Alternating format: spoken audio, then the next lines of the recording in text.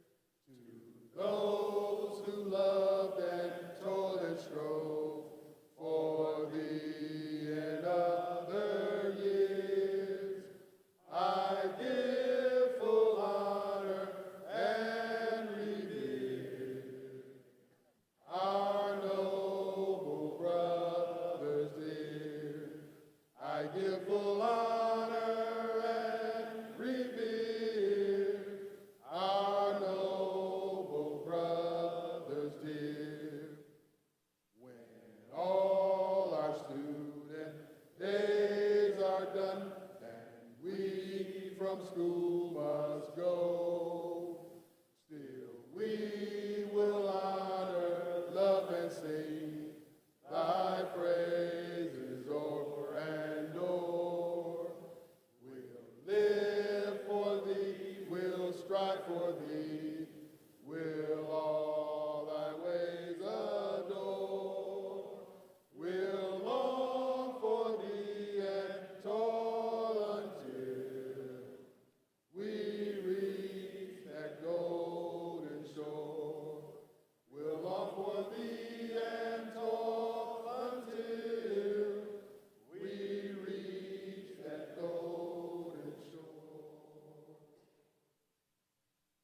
Again, we'd like to thank you for allowing us to be here today.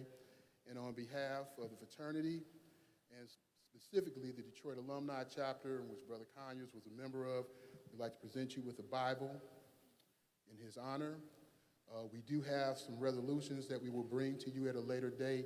We will not read those today, but so that you can enjoy them at another time when it's more appropriate. Thank you again. If there's anything that you need from us, we are here for you. Thank you.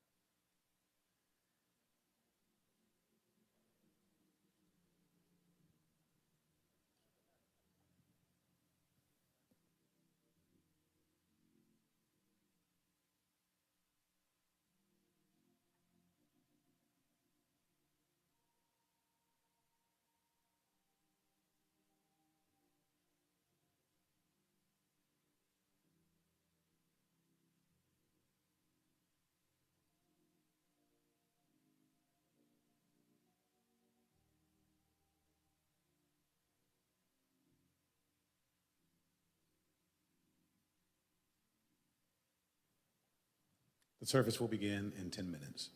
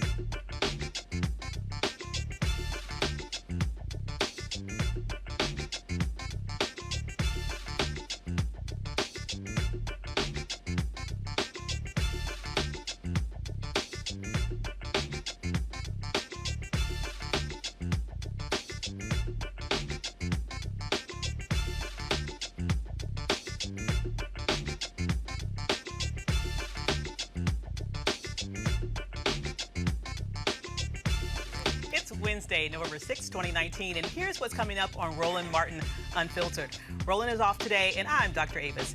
It's post-election day 2019, and a lot has changed. We'll give you the roundup, starting with a huge upset in Kentucky. Democrat Beshear beats Republican Bevin despite Trump's last-minute push. Also in Kentucky, Daniel Cameron becomes the first Black Attorney General and first Republican to hold that position in more than 70 years. Houston is headed for a mayoral runoff, and Pennsylvania has a blue wave. Also, Flint has a new mayor. And DNC President Tom Perez says the Latino vote is critical in the 2020 elections. We're going to be talking about that a little bit more deeply. Plus, remember, the woman who lost her job for flipping off the Trump motorcade, well, she just won an election last night. And an update to a story we brought you yesterday, Kansas City overwhelmingly votes to remove Martin Luther King's sign from a historic street. It's time to bring the funk on Roland Martin Unfiltered. Let's go. He's got it. Whatever the miss, he's on it. Whatever it is, he's got the scoop, the fact, the find. And when it breaks, he's right on time and it's rolling. Best believe he's knowing. Putting it down from sports to news to politics. With entertainment just for kicks, he's rolling.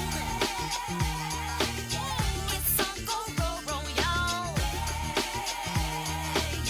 It's Roland Martin, rolling with Roland now. He's funk, he's fresh, he's real, the best, you know he's Roland Martin now.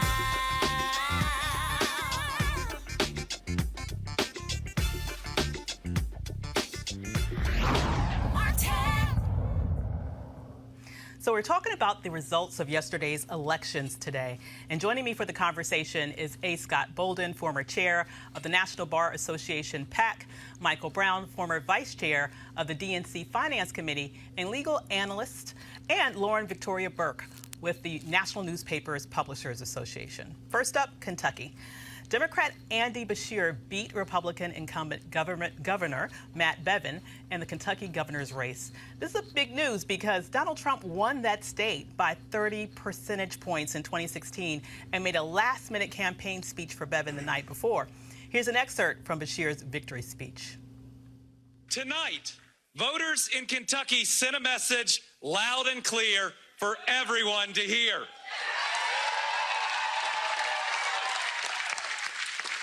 It's a message that says our elections don't have to be about right versus left.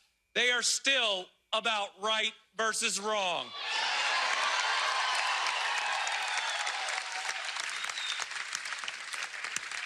That our values and how we treat each other is still more important than our party. That what unites us as Kentuckians is still stronger than any national divisions.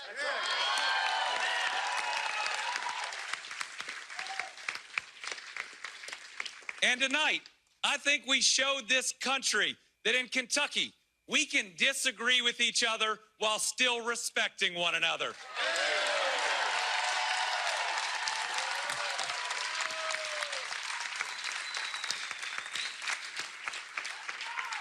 In this Commonwealth, a Commonwealth that I love, we believe in lifting each other up instead of tearing each other down. So I guess the whole Trump magic fell on its face yesterday. Lauren, what do you think about now we have a Democratic governor in Kentucky, something that most people would be surprised to see, but there are some extenuating circumstances here, right? Well, I mean, the president's numbers, the president's dragging the party down. He's dragging his party down. For the first time, I think it was 2 weeks ago, we found out in the polls that most Americans want him to be, are okay with him being impeached from office. Obviously, that's going to have an impact on the party at some point. You got the fact that in Kentucky, of course, health care is a huge issue that has not really been completely dealt with. They have a senator, of course, Mitch McConnell, who they see on TV every day, who does absolutely nothing for them on that issue. It was bound to catch up with them, and it did last night. Absolutely. And so the outgoing governor, is my understanding, has a really horrible reputation in the state.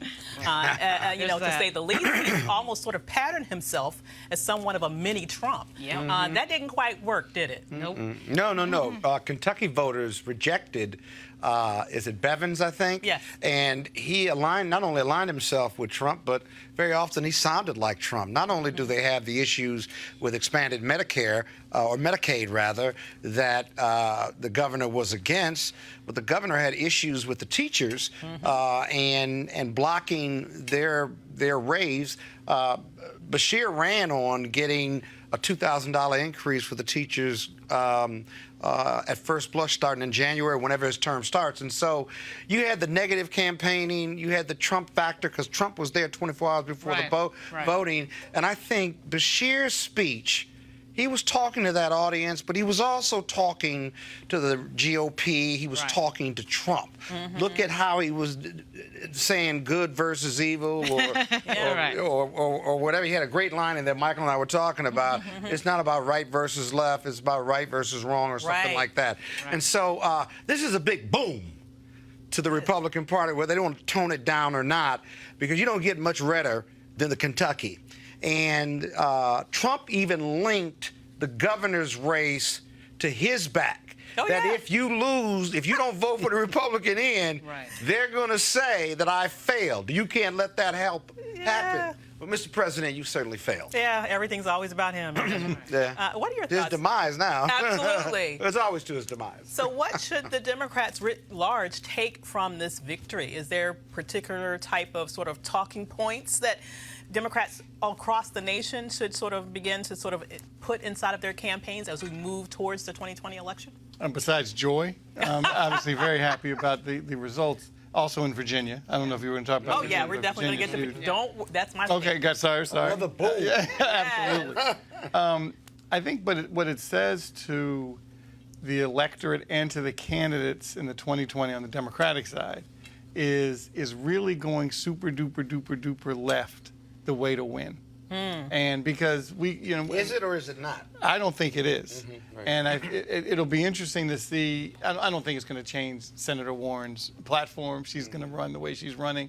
It's not going to change Senator Sanders. But for Mayor Pete and Senator Biden, or Vice President Biden and potentially Senator Harris, maybe they say, hey, maybe the middle is the place to be.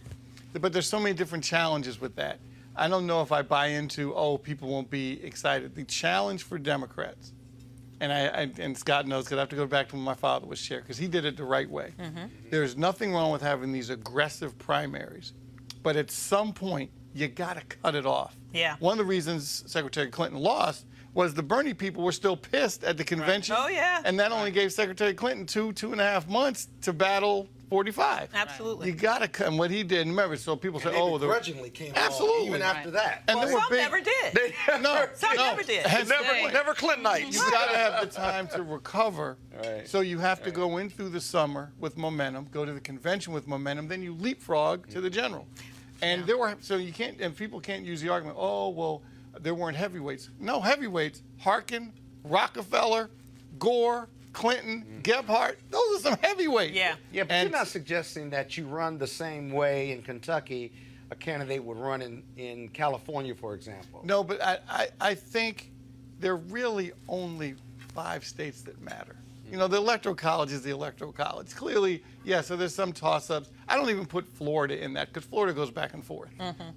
Democrats have to get Pennsylvania back. There's no excuse to lose Michigan. And you got to win Wisconsin. You got to go to Wisconsin. You got to go to Wisconsin. And then if you get Arizona, great. But those you got to get that blue wall back. But what is exciting and so the to messaging, me, then the messaging is more that middle of the road messaging, not the far left where everything's for free. But what's interesting to me is that this is Kentucky. And I feel like this is just the first in a breakthrough of really being able to flip the South. I think that if Kentucky can go down in this way, and I know it was just the governor and not all these other statewide positions, but I do think, are we that far away from being able to count Georgia as a possibility in a presidential election? Are we that far away from being able to count Texas as a possibility in a presidential election? Really, are we that far away from even maybe being able to count Kentucky in 2020? This to me makes us think maybe we can broaden this map if we are strategic about really courting our base with half the fervency that Trump courts his base. What do you think about that, Lauren? I don't think it's a map broadener. I don't think that these moments really can be templated onto anything else, even though we would like to do that. I do think it's episodic. So it's the candidates you're dealing with on the ballot at that time on that election day. I don't think it translates into anything else. Of course, we've been talking about Georgia for a while.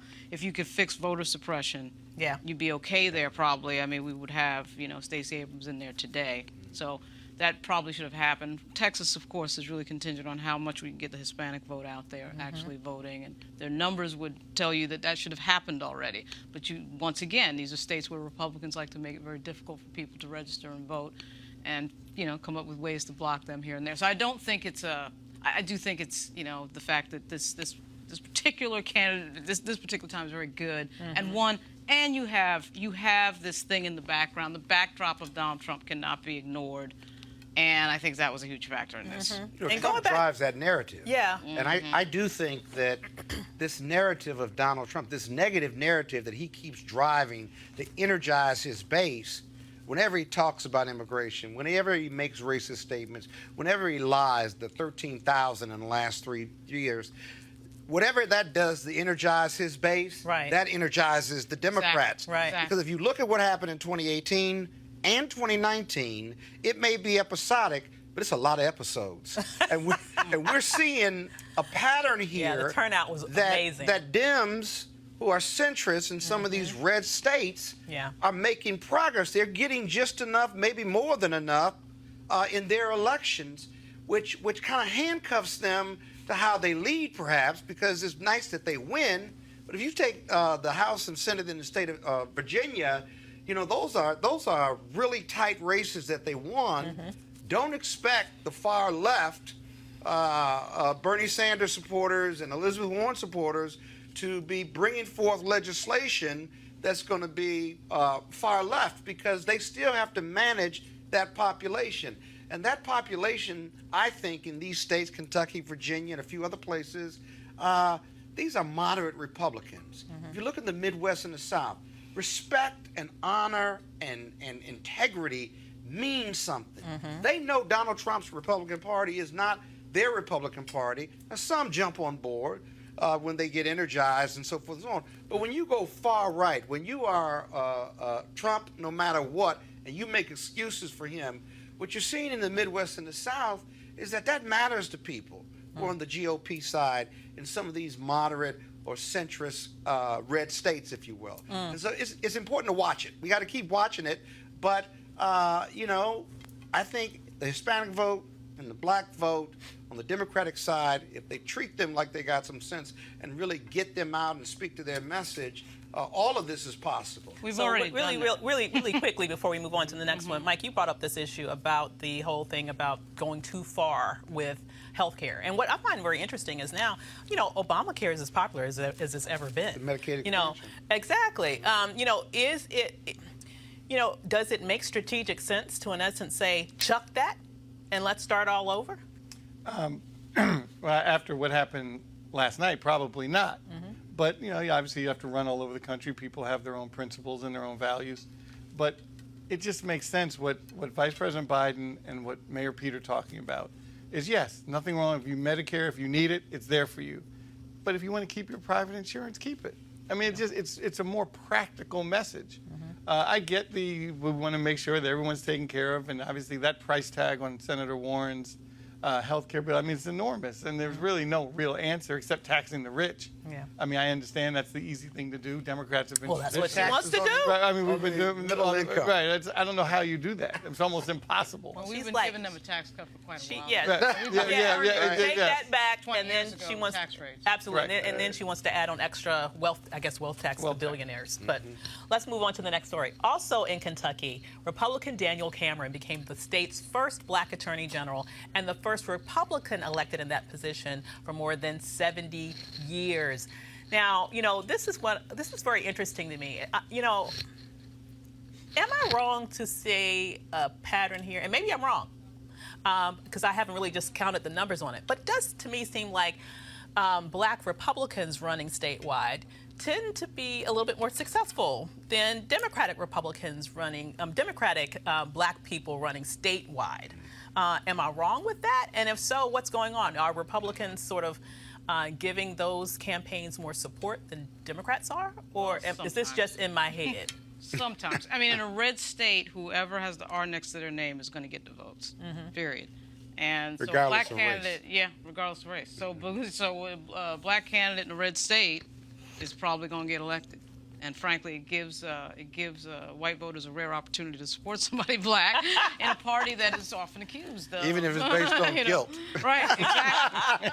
But guilt so vote. much of our electorate is sort of just, rinse and repeat. I mean, you've got that 45% in each state that is voting for party no matter who, no matter what the name is. And we've seen some really interesting examples of that, including Donald Trump. Yeah. And even though Donald Trump, of course, got 3 million votes, almost 3 million votes less than Hillary, that's just sort of an automatic pilot. So I think black Republican statewide, In red states. to be honest, I think the Democratic Party sometimes mishandles black candidates that want to run statewide. Yes, you don't that's see what the I'm getting opportunity on the Democratic side that you see on the Republican side. Exactly. Because the Republicans see it as this is an opportunity to maybe message to a group that we haven't been getting to. Right. So let's put this black candidate up. Democrats don't see it that way. Democrats tend to take for granted black candidates. Right. Because it's just, you guys are going to vote for us 90%, so we don't really have to do too much of anything. It's all that. Yeah, yeah.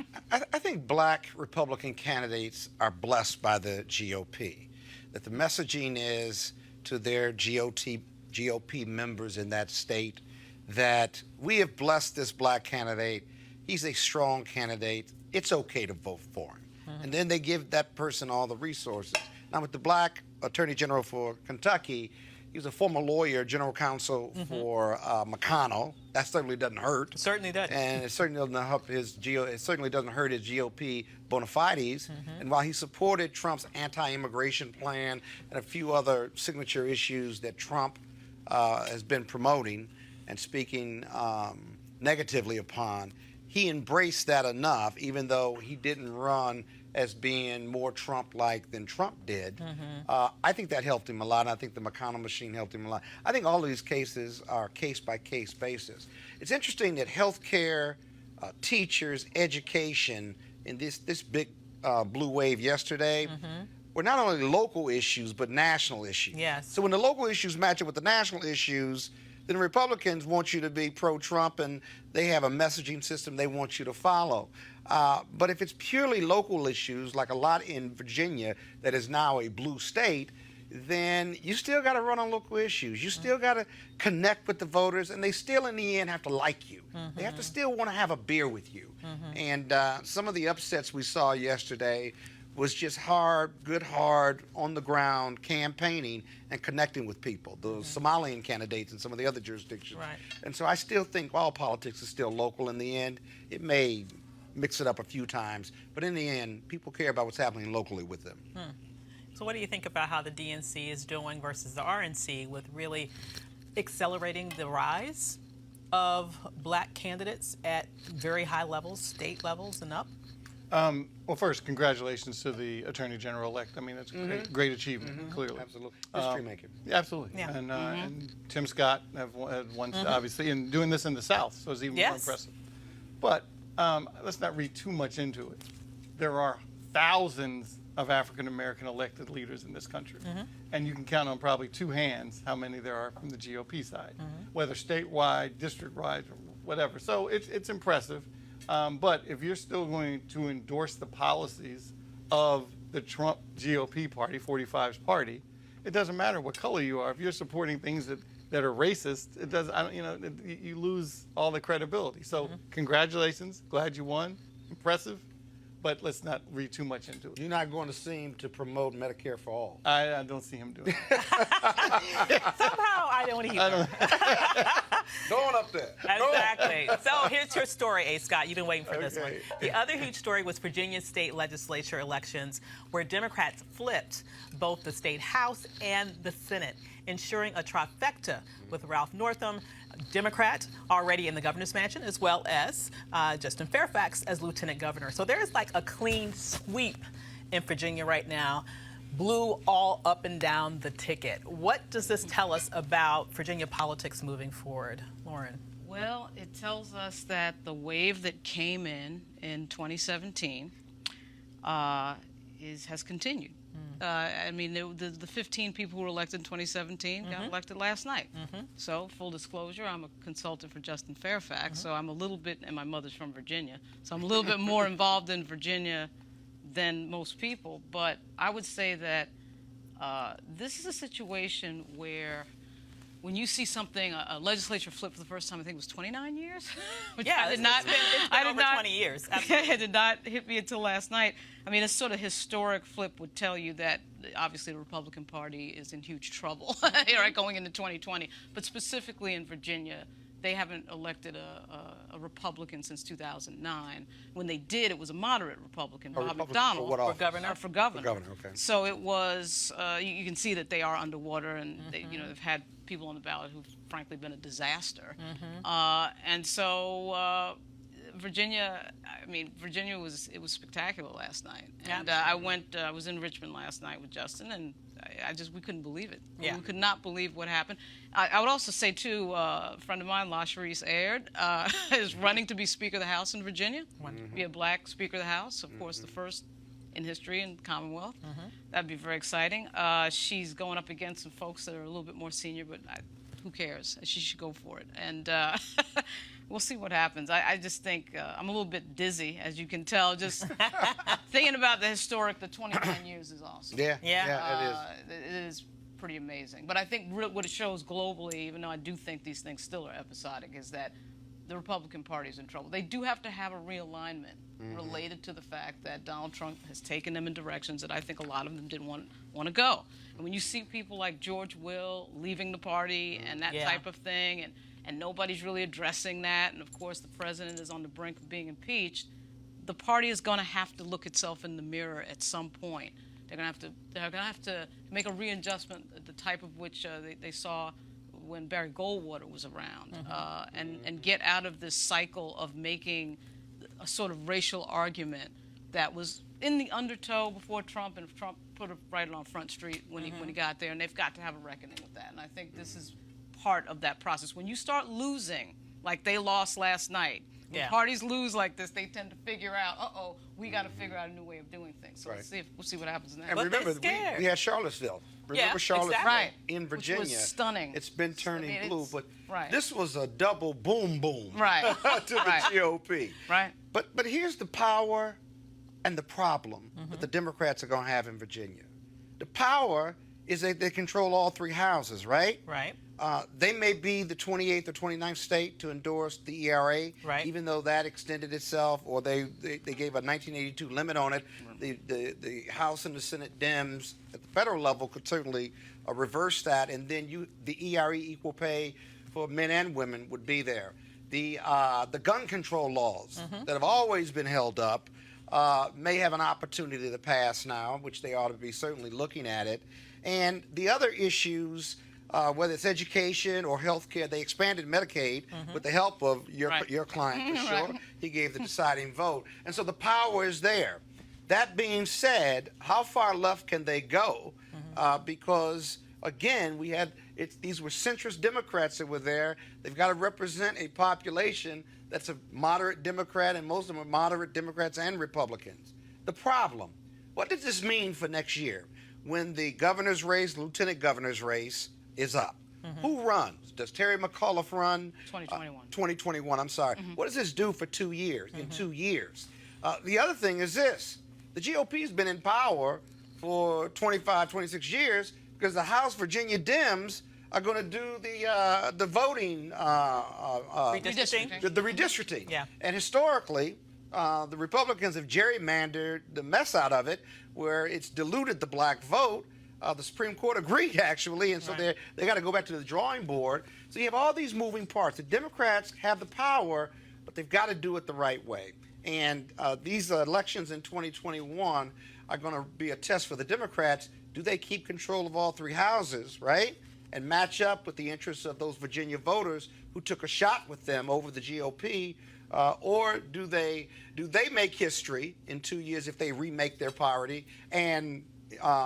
take one of those houses back. It looks like they got 55-45 in the House, and it's 21-19 in the Senate. The House being 55 is a little That's bit pretty good. surprising. You had to probably keep really, that a it few is. cycles. Yeah, but the Senate is only 2 Right. races. And so Right.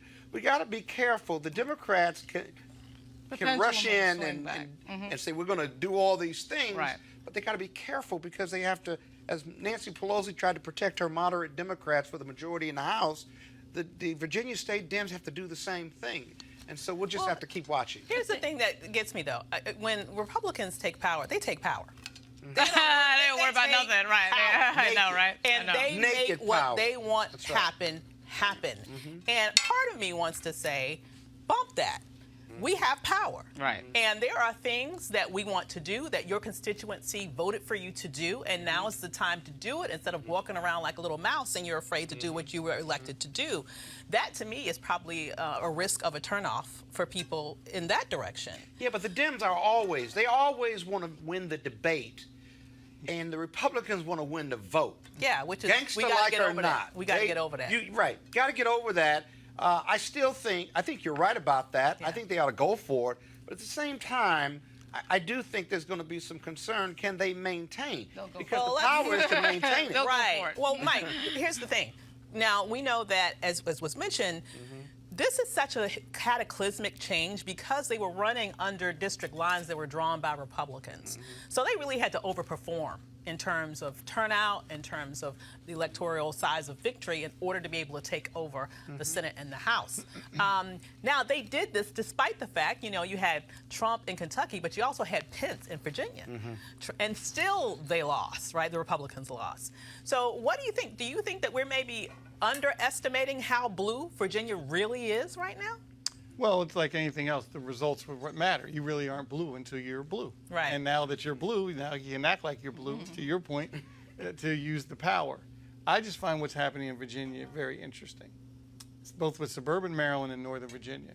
It's almost becoming, and I know the folks down in Tidewater don't want to hear this, Yeah. but the tail that's wagging the dog is Northern Virginia. That's true. And it's just changing so much. The population is exploding. It's diverse. Yes. And it's more than the rural votes can catch up on. And frankly, it'll be interesting to see over the next 5-10 years where the candidates come from for statewide office in Virginia. Whether they're coming from Northern Virginia Yeah. or from Richmond, which is certainly fine, where they've come from traditionally. Doug Wilder, obviously Richmond. But Northern Virginia, suburban Maryland are just reaping the benefits of diversity and population. Yeah. And it's going to be interesting to see how it And continues. activism. The And Dems are voting. very active. They're voting. Northern Virginia lost their last Republican in this area, Tim Correct. Hugo. Was it Fairfax? No, Tim Hugo. Was he in Fairfax? Yeah, I think no. Oh, he wasn't? Yeah, no, he might have been. I'd have to look at the So I map. wonder what the But- NRA is going to do now that they're in Fairfax. They're going to move? But yeah, how about that? Their But snow's not going to get plowed? right. But basically, They were outspent in this yesterday. were. The NRA for was these outspent. elections. They were outspent for the first time That's in rare. forever. So maybe they took it for Absolutely. granted, maybe they didn't, but they got outspent and they lost. And One watch last these thing. gun control laws move. Absolutely. And Watch one out, last move. thing Before about your last yeah. thing, what I find interesting too Yeah. is with all the drama that happened with the governor, it meant and the nothing. governor, in general, they It meant overcame nothing. all All of that. of it. Right. And All not of only that, Ralph Northam now is in a more. This is what happens when people rush. Don't wait, right? judgment? So yeah, the whole. Well, actually, I think the talking head class believed, right? Oh my God, this is going to affect the elections. Well, it didn't. And Yeah. now Ralph is in a more powerful position than he ever was He the entire is. time. Absolutely, and just really Majority. super quickly. It's amazing. One thing I think we also need to keep in mind with this, and also in other spaces, when people talk about the power of the suburban vote, but particularly as you look into Northern Virginia, to your point, Mike, it's a very diverse vote. I think oftentimes when people hear that, they see it as a nod towards white suburban moms. Now, if you're talking about suburban Northern Virginia, you're talking about a lot of black and brown folks. So I Well, think that's Virginia important. is Richmond, we and need to Hampton do that. Roads, and Nova are the three areas where all the votes are coming from the Democratic Absolutely. Party. And But it's all the GOP is even Yeah. losing the suburban voters, however you define them, Yeah. where there are not a lot of black and brown people. If you look at like the Loudon race. the Loudon race, for example. They have found a way to Right. turn off a lot of people. 60% Exactly right. against John Whitbeck So we was have to move on. Exactly. So we have to move on. In Texas, Houston Mayor Sylvester Turner heads for a December runoff with multimillionaire trial attorney Tony Busby.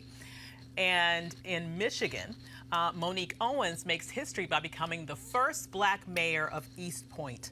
Owens is a former Detroit Police Department officer, 11-year sheriff's deputy, community volunteer, and was a member of East Point's City Council. You know, these two mayoral elections we were talking about before statewide, but local politics is critically important, right? I mean, some people would say the closer that it is to you, the more important it is. So, you know, as we're seeing these close elections, but also these victories around the nation with black elected officials, it's really great to see this local power rising up.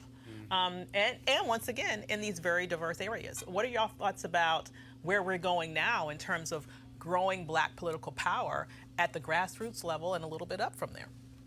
Well, local politics, of course, is everything. I'm not really versed on this specific race. It's not something that I've followed, so I'm going to let Scott Well, talk. what's interesting about the East Point race is that she was an incumbent who had served on the city council. That's the first thing. And secondly, what's interesting about East Point is that it's one of the few areas where DOJ has gone in and said you have to redraw your maps because you put all the African American voters in one part of East Point, if you will, and you have to redraw those lines. And DOJ has been aggressively prosecuting that claim. So that's a district that has to be redrawn. It said that African Americans could never be elected. Well, her race in East Point as the new mayor kind of throws a wrench in that, but that only focused on the city council races. And so we'll have to continue to look at that. But you remember all those local races we lost under the 8 years of Barack Obama? And we did lose them, right? Yes, we did. In the last, since the Republicans doing 2016, we've won a lot of those local races back. And once we win those local races back, the real tsunami that it feels like, blue wave in 2020, feels like it's very realistic. You gotta remember, the president only won by 66,000 votes to get those electoral votes in those 3 states. That was Michigan, Pennsylvania, which is unheard of, and then Wisconsin. And so as we pick up these local races, you gotta believe. See, Trump can't grow from 40%.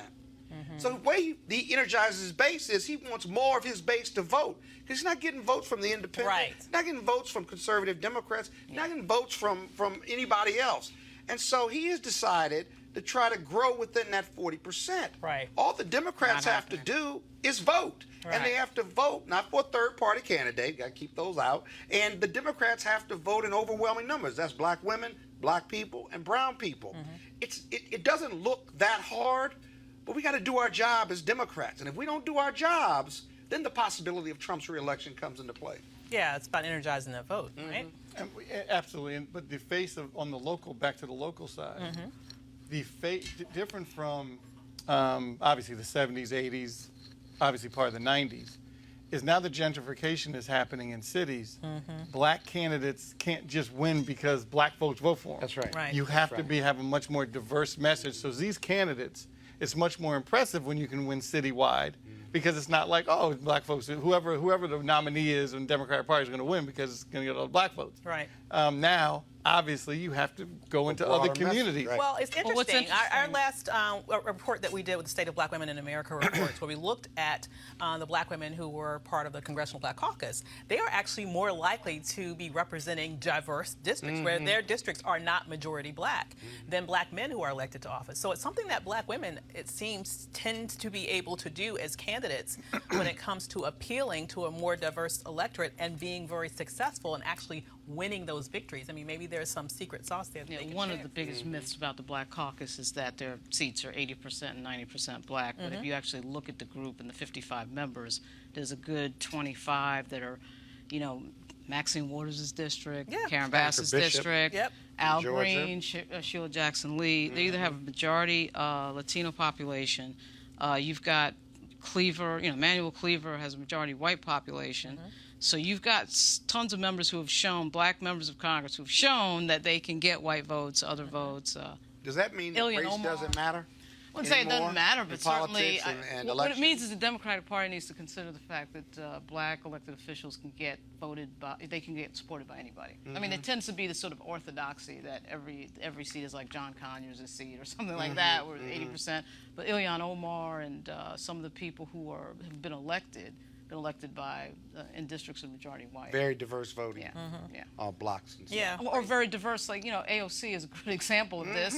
Exactly. Her New York district is extremely diverse, and so you got to come with something more than just I'm black and I'm supposed to be. Right. You got to entertain a lot of constituencies, and that's something I'll that. tell you something else about local politics.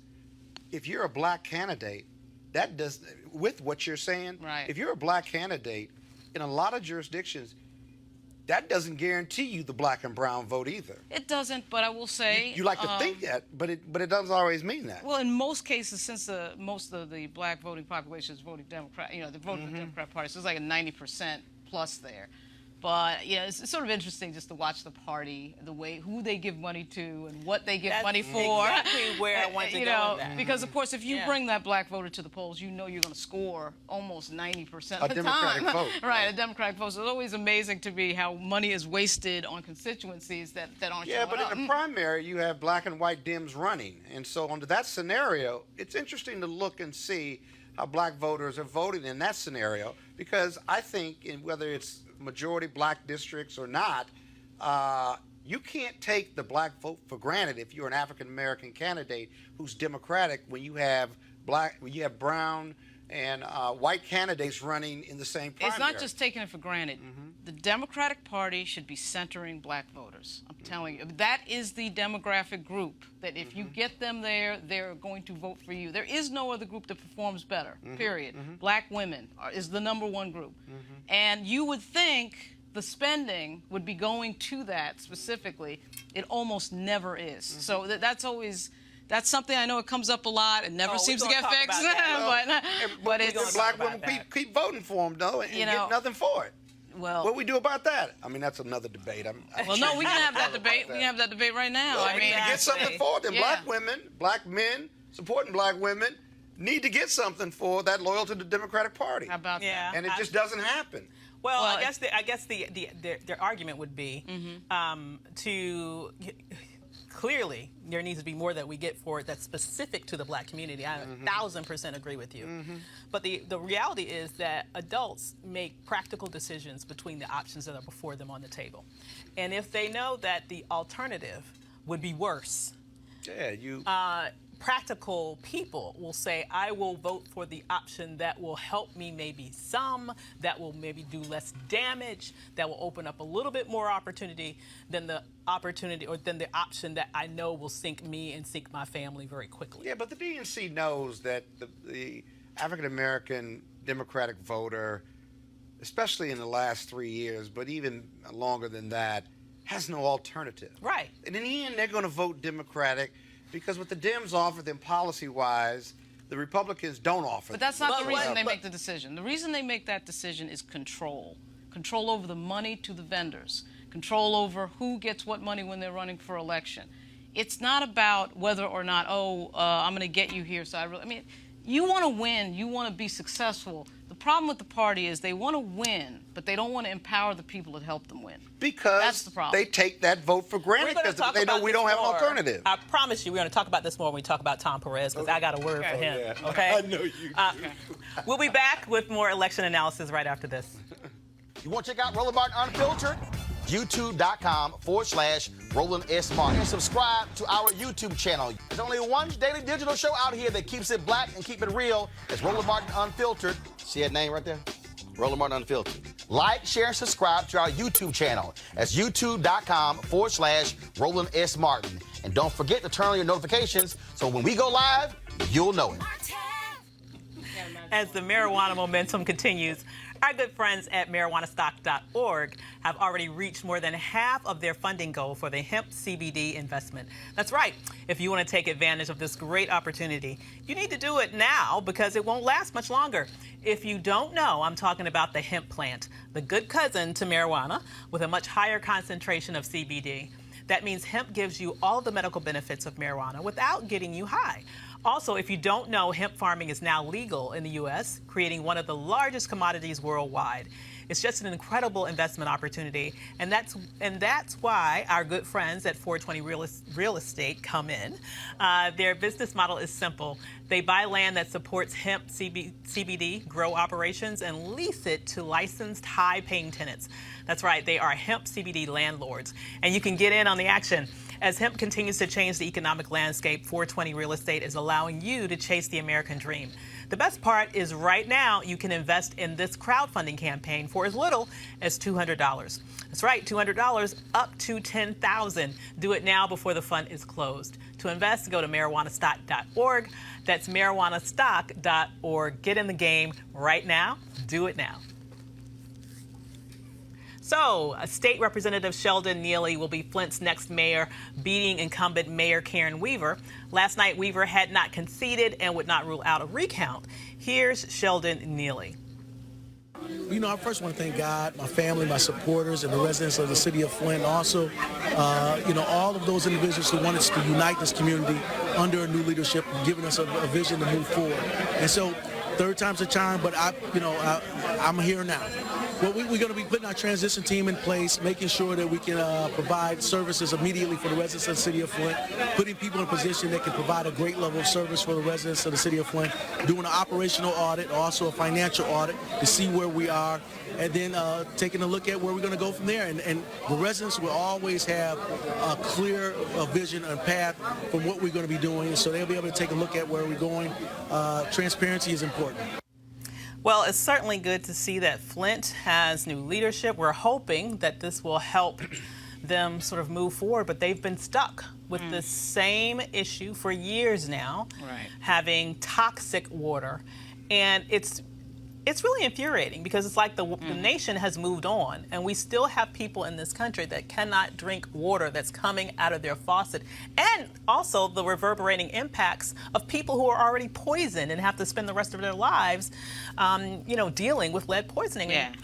What can a mayor do under these circumstances? He's got to do whatever. He's got to use his bullhorn or bully pulpit to amplify the issue as much as he can from that position. It's really difficult for a mayor to do. But it's such a ridiculous issue in terms of something that continues that hasn't been fixed. Yeah. This is the type of issue that, in my view, is one of the reasons why Trump ended up winning. When he was talking about America first, he was centering people in the country, not talking about foreign policy, not talking about anything else. I mean, obviously, there was certain obviously racial detrimental and racist aspects of that messaging, but I'm just saying that it was a rare thing to hear. And this is when you see an issue like that, you say to yourself, well, why is it that we can send billions to other countries and we can do all these other things, but we can't get the water right in a city in the United States? So it's going to be difficult because obviously all the oxygen in politics goes to Donald Trump every day on cable news, so it's difficult. But I think that's what he's going to end up having to do, Mayor-elect Neely. Not only do we not get the water right, we send the governor of that state who oversaw this travesty, this human rights atrocity. He gets a Harvard appointment somewhere. Yeah. Must be nice to be a white boy in America. Oh, gosh. Amazing. Don't get me started. Why are you looking at me? Oh, you want me to go next? Okay, Yes. sure. All right. You look What do you at me think and said it must be nice to be a white boy in America. This is a really difficult issue. I know a lot about this issue. In full disclosure, I represented the lead defendant in the criminal case down there early for a good period of time. And the criminal cases have been dismissed. The civil lawsuits, some have settled, some have not. The water has been changed years ago back to Lake Superior through an agreement with the Detroit government. The water's clean coming in, but the problem is that the pipes have been so damaged based on when it was coming out of the Flint River that they have to replace miles of piping now. Oh my God. For safe piping. Wow. The state legislature, while slow to do it, authorized a lot of money, millions of dollars to do it.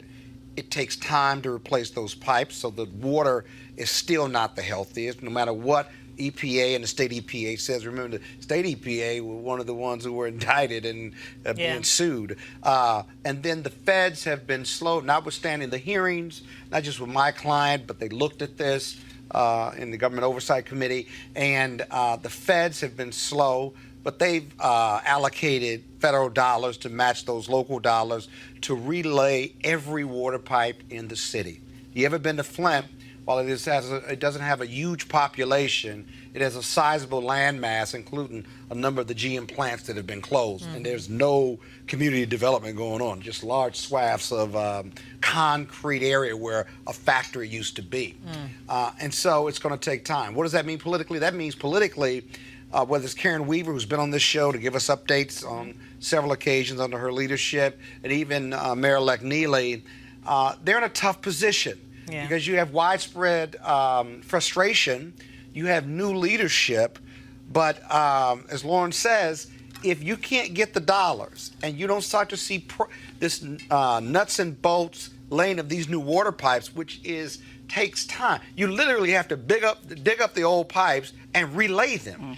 That's not going to take a year. That's going to take a decade. Yeah. And so whoever's leading that city, no matter how much money they get in, and they can tout it, and they've laid new water pipes over a third of the city, for example, or whatever the number is or will be, there's still going to be a sense of frustration on who's leading. I'd be surprised if Neely didn't get unseated in 4 years unless there's major progress. Because people have to feel safe in their communities, and they don't feel safe or that their families are safe simply because of the water. Yeah, but this is one of those things where I really feel like this is a federal government responsibility. And, you know, we've been waiting for Infrastructure Week. And, you know, Where's Infrastructure Week? Right. And this is one of those extremely difficult conversations for everyone to have, because everyone's going to be inconvenienced. There are boil water alerts all over this country. Obviously, Flint's on a whole nother level. Yeah. But the country has to be rebuilt.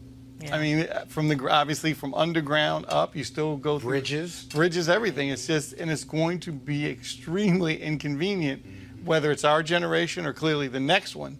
But no one wants to deal with it. There's going to be a huge price tag. The deficit's already, you know where it is. It's going to continue to grow until we deal with these tax cuts. So it's a hard conversation, and no one wants to be the one to say, sorry, these streets are going to be dug up, and you're going to have to deal, you say 10 years, and whether maybe more. And the bridges are going to be closed. Memorial Bridge right here in Washington is it's a nightmare going past there now. The infrastructure issue is a great bipartisan issue that will create jobs, revenue, and make us safer in this country. Trump blew that one. He had a perfect opportunity. He had an opportunity to do that. But but that wasn't easier his than priority. anything else. You're right, but that wasn't his priority. His priority was to give a tax cut to his rich friends and to himself. And build a wall.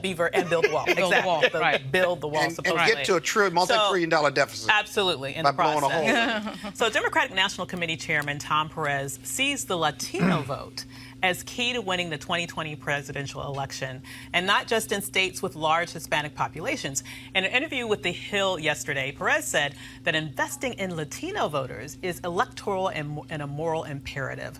Trump, according to a poll released by Telemundo, appears to be holding relatively steady support among Latino voters compared to his performance in 2016. Now, I have to say, when I saw that story this morning, my head blew up. It blew up. I felt it. Did you? That was another boom. Because it was like a sonic boom, okay? Because here's where my frustration comes from whenever I hear that. I mean, let's just be very real about this, Mr. Perez. Let's be very real about this. The reality is people get confused when they see the population numbers of the Latino population, and then they want to extrapolate from there that this is this huge untapped voting potential that the Democrats just need to tap into. Let's disaggregate that a little bit. A large proportion cannot vote. Let's just be very brutally honest here, because they aren't U.S. citizens, so they cannot vote. Of the portion that can vote, maybe about half, of that particular portion, a lot of them don't vote. Latinos have an absurdly low turnout rate when it comes to actually getting to the polls. I think the last election, the last polls that I saw on that, and it was mentioned in that article, it was like under 30%, okay? Crazy low turnout rates. And so, but then of those who do turn out, you have at least a third that consistently vote Republican. And so when I'm thinking about where is your best dollar to be spent which you might want to start raising more dollars, Mr. Perez.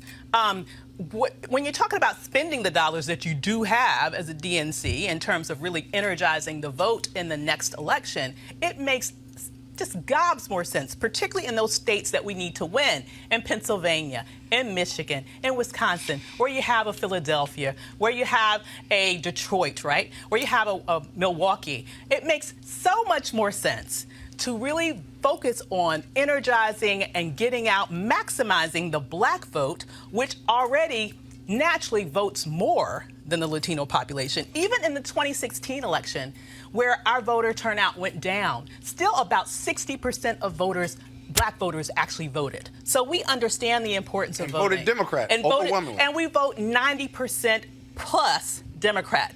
So if you're just talking about more bang for your buck, I don't want to hear this stuff about the best untapped resource. No, the best untapped resource is the lack of investment that you're putting in the black voter, who is the most likely demographic to actually get you into office. So that's what I wanted to say to Mr. Perez today. Yeah. What do you think?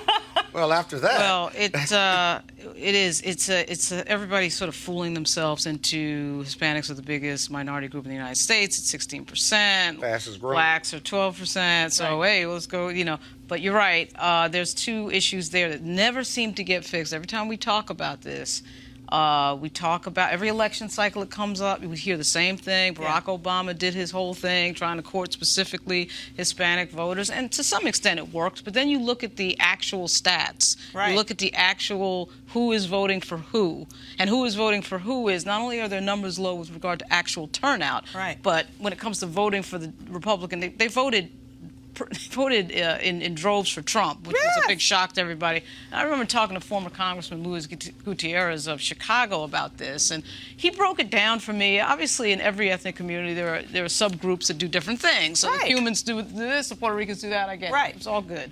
But at the end of the day, I mean, the Democratic Party is putting this huge investment into outreach to the Hispanic voters and not getting the return on the investment, not getting the ROI, and they know for a fact, I don't care what anybody says, it all comes down to money. When you were doing outreach to black voters, you were paying black consultants. You were doing outreach to the black community organizers. You're going to the churches. You're going to the people who, we have a few consultants in Virginia where they are specializing in doing outreach to black churches, and seeing who can do that outreach correctly. That means you're paying those consultants and you're paying those people. That money's getting funneled into that. I don't care what anybody says. The Democratic Party has a problem if they use black consultants. Using black consultants. They don't use black consultants. And that is the reason why they do not center black voters, because it forces them to center black consultants. That's what I think it is. You guys talk to me about what you think it is. 3 years ago, they sent white consultants into the black community. What they do is they pay white consultants, and then white consultants subcontract to black consultants a pittance compared to what they actually get paid for the black consultants to do all the work. So, Doc, I'm going to take a small exception. I read the piece on that interview. From a leadership having led a state party before, I read it a little differently. He was asked about the Latino vote and how important it was.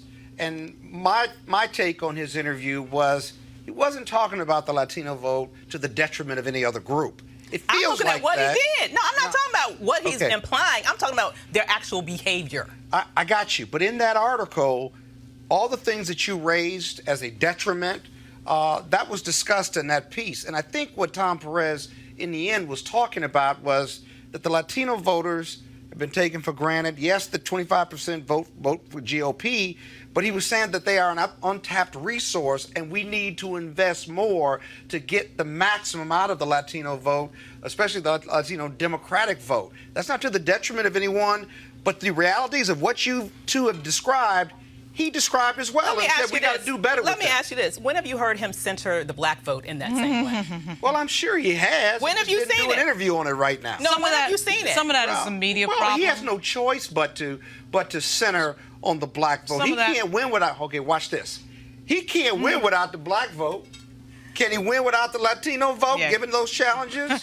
Yeah. Well, if he's thinking about the Obama coalition, the answer is actually no. Okay. But unless you get a lot of young people out that typically don't vote. What he's saying really is that we need that tent of Latino Democratic voters. We need to tap them. It's difficult. Some go Republican. It's a language barrier a lot of times. There's an immigration barrier. Got it. But what he's saying is that they could make the difference if we could tap them and get them out the vote. And they've been talking about this for years. And I don't have a problem. You know, well, I don't have a problem with him talking about that. Right. So long as he talks about it, he's not talking to the detriment of black Democratic voters who have made up the bulk of the Democratic vote, because white Americans, white voters, have never supported the Democratic Party and the presidential Democratic nominee in the last 25 years or more. Absolutely. Since Lyndon Baines Johnson. About the they haven't won. The majority of white men and women. So they've left the party. Yeah. So he certainly needs the black vote. And I think what he's saying is we could be even stronger if we tap into the Latino Democratic voter. That's what I said. My reading was that was his priority. But your thoughts on it, Mike? I'm sure he's under a lot of pressure from, as you mentioned, the vendors and the Latino political class. Yep. They're like, if you don't put us at the table, who will?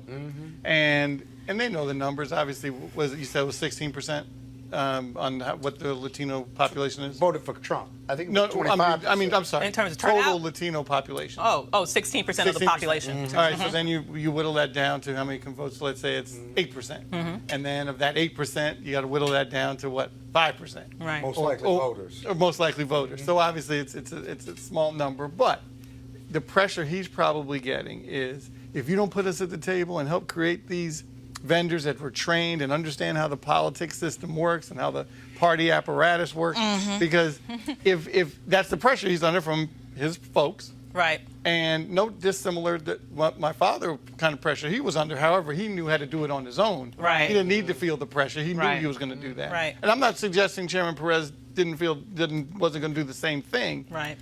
And that's the challenge.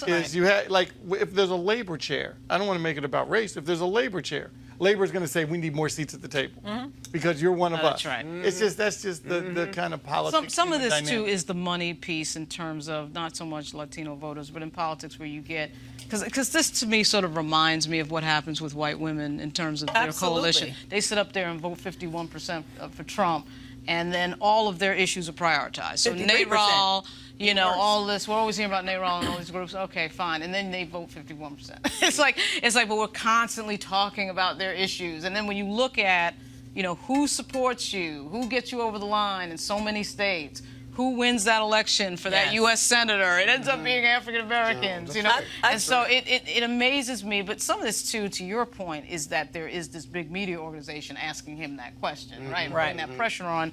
And that's why we have Roland Martin Unfiltered, so we can have these moments where we question these people and prioritize our issues. Here's you point. I just want to continue a point that you made that I think is very important before we move on. You talk about the policy issue priorities, and that's another pet peeve of mine as it relates to this issue specifically. Not only are we not, as a community, getting the investments that we should to this party that's proportionate to what we give back to this party in terms of voting, but just in policy priority. It's been very frustrating to me to watch all of the debates that we've had thus far. Now, this also, I think, has a lot to do with there is a media infrastructure in the Latino community. And I'm not going to begrudge that. I think it's wonderful. But there's always like a Telemundo voter, journalist there who's asking questions that center the needs of the Latino community. I probably could count on one hand the number of questions that were asked or issues that were brought up in those debates that specifically deal with black issues. And then beyond the debates, when you just look at the degree to which this party seems to be all out and very vocal on raising issues that are critical and important to that constituency, I do not see anywhere near the level of passion it's around media, those specific issues that deal with their main bread and butter group that brought them there, and that would be us. It's media and it's money. I mean, one of the biggest examples of this money is LGBT issues. Oh, yeah. So you have a 10% of the population that their stuff is always on at the front of the table. That's because they have that money piece there, they get the priority, they get their issues on the table because they know, and also they just know how to play politics really well. Right. And they're vocal, frankly, very vocal. African American groups. They make you. African American do what they groups, want them to do. We always want to do this dance of, our tax status is going to be messed up if we get involved in politics. Lord, We've got the NAACP and NUL that, we're worried about this donor being pissed off. So a lot of this is our groups not being vocal, like these other groups tend to be very vocal. Not raising money. We need to get out of the These other for not, prison. and they're and not money. demanding change. Right. Yeah. That's we right. stayed at the inauguration That's right. for Obama. That's right. And never left the inauguration. That's right. You want a president to do something? That's right. You make that president You do it. got Black, that white, right. yellow, brown. You got that right. And another thing. No, yeah, run along. So we're going to go to break, and then we'll be talking about Life Lux Live. You want to support Roland Martin Unfiltered? Be sure to join our Bring the Funk fan club. Every dollar that you give to us supports our daily digital show. There's only one daily digital show out here that keeps it black and keep it real. It's Roland Martin Unfiltered. Support the Roland Martin Unfiltered daily digital show by going to RolandMartinUnfiltered.com. Our goal is to get 20,000 of our fans contributing $50 each for the whole year. You can make this possible. RolandMartinUnfiltered.com.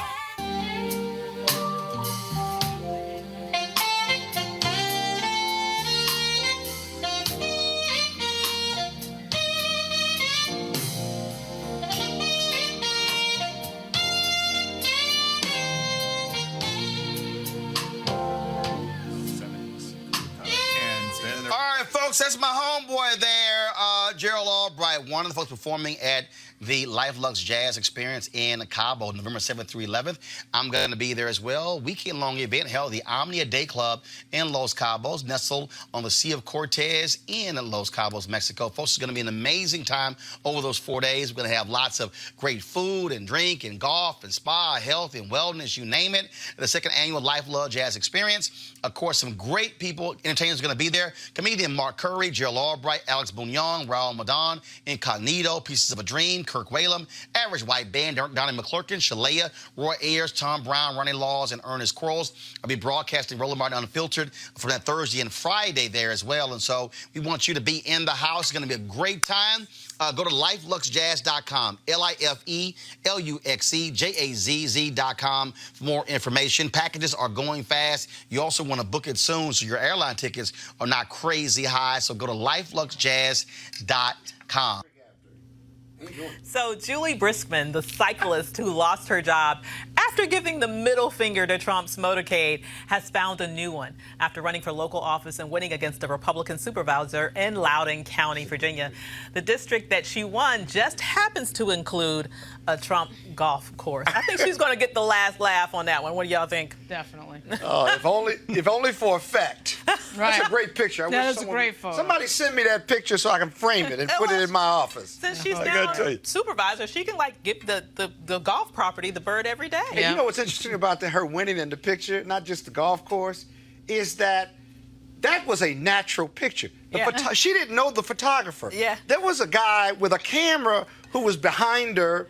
I can't remember what he was doing, but he just happened to take the picture. And he posted it on the internet because the limousines were going by, and she got the finger up. And the rest is, but one thing you got to say about her, too, she's been active in her community for 20 years. Mm-hmm. This is not new. First time she ran for office, but she's been at the local level. She's been active in politics and business and what have you. So she's not a political newcomer to Loudoun County politics. But when she got fired by the company, and she's a single mother of two, I think, she really got more active. Yeah, and then good she for decided her. to run for office to make a difference. So Good for her. great story. Iconic. Yeah, just iconic. So Good following for up, her. absolutely. So following up on a story we brought to you yesterday, Kansas City voters overwhelmingly approved removing Dr. Martin Luther King's name from one of the city's most historic boulevards yesterday. The decision comes less than a year after the city council decided to rename the street, which had been known as the Paseo.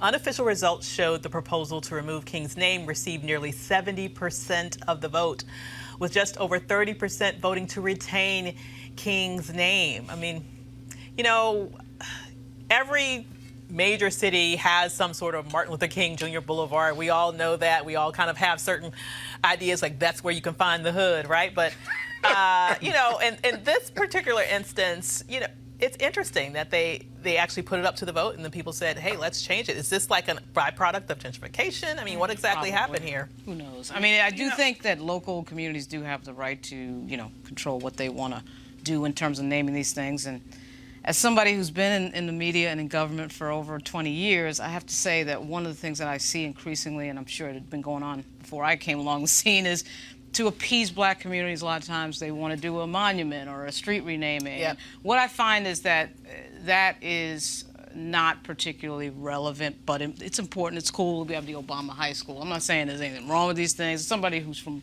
New York, Malcolm X Boulevard. I mean, it's all good. It's all good, but it's become the substitute of real action. It's become the substitute of, and so everybody goes to the groundbreaking or the unveiling, and then everybody's appeased. But to me, and I know I've brought it up several times, I guess this is the money episode for me. If it doesn't involve money, I am not particularly interested.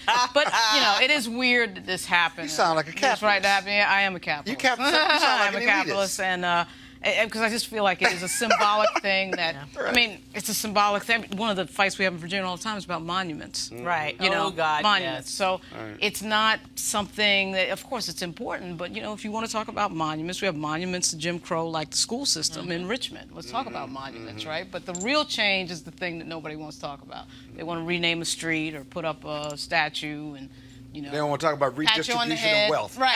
They don't want to talk about redistribution of wealth. Now, hold on, Willis. Hold on, Willis. So anyway, I see this pretty sign. Right. Yeah. Well, I mean, I've read the piece. I don't know enough about the Kansas neighborhood, but I do think the community in that neighborhood, in those neighborhoods, felt strongly about the naming of that street, the Paseo, and it had been that name for several decades. And the Martin Luther King name was new. I don't know what the racial makeup is, but I can tell you right now, if it's majority white, let me tell you something.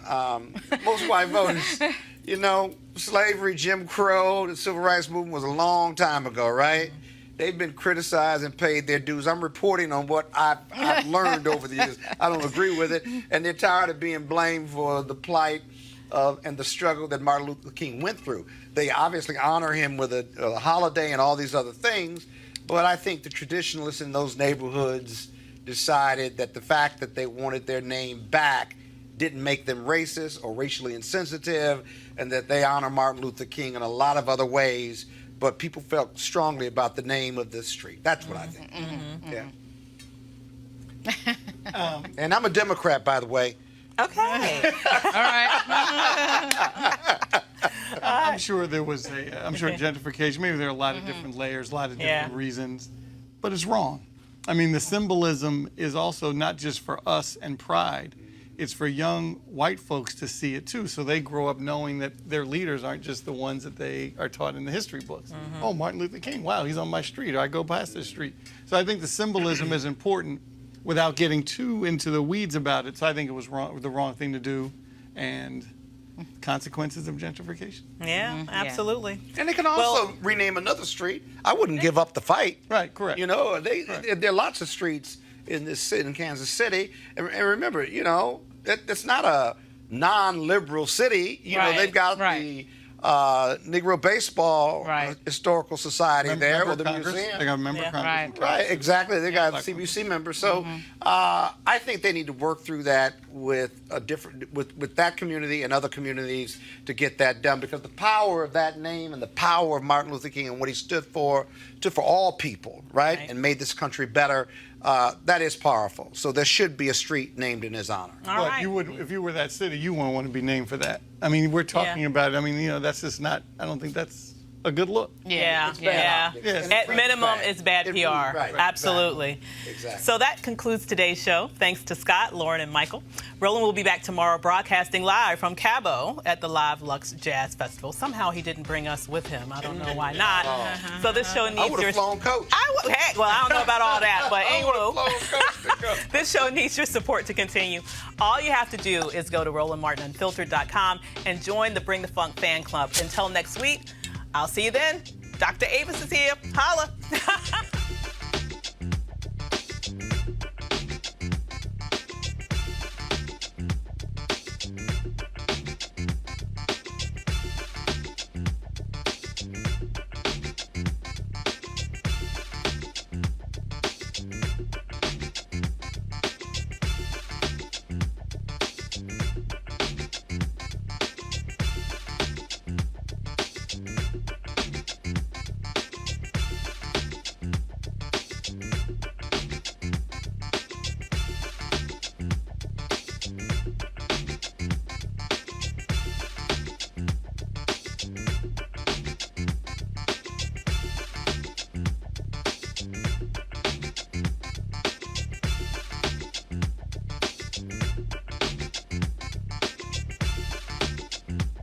You want to check out Roland Martin Unfiltered?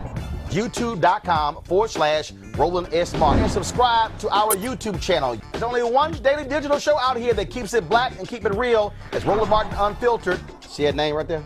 Roland Martin Unfiltered. Like, share, and subscribe to our YouTube channel. That's YouTube.com/Roland S. Martin. And don't forget to turn on your notifications so when we go live, you'll know it. You want to support Roland Martin Unfiltered? Be sure to join our Bring the Funk fan club. Every dollar that you give to us supports our daily digital show. There's only one daily digital show out here that keeps it black and keep it real. It's Roland Martin Unfiltered. Support the Roland Martin Unfiltered daily digital show by going to RolandMartinUnfiltered.com. Our goal is to get 20,000 of our fans contributing $50 each for the whole year. You can make this possible. RolandMartinUnfiltered.com. Hey everybody, this is Sherry Shepherd. You're watching Roland Martin Unfiltered, and while he's doing Unfiltered, I'm practicing the wobble. Yes, I am. Because Roland Martin's the one, he will do it backwards, he will do it on the side. He messes everybody up when he gets into the wobble, because he doesn't know how to do it, so he does it backwards. And it messes me up every single time. So, I'm working on it. I got it. You got Roland Martin. Hi, my name is LaToya Luckett, and you're watching Roland Martin Unfiltered. What's going on, everybody? It's your boy Mac Wiles, and you are watching Roland Martin Unfiltered. What's up, y'all? It's Ryan Destiny, and you're watching Roland Martin Unfiltered. What up, Lana Well, and you are watching Roland Martin Unfiltered.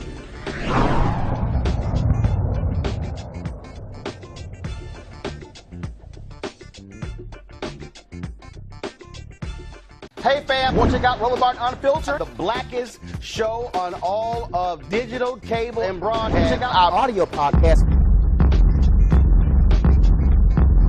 There's only one daily digital show out here that keeps it black and keep it real. It's Roland Martin Unfiltered. Press play.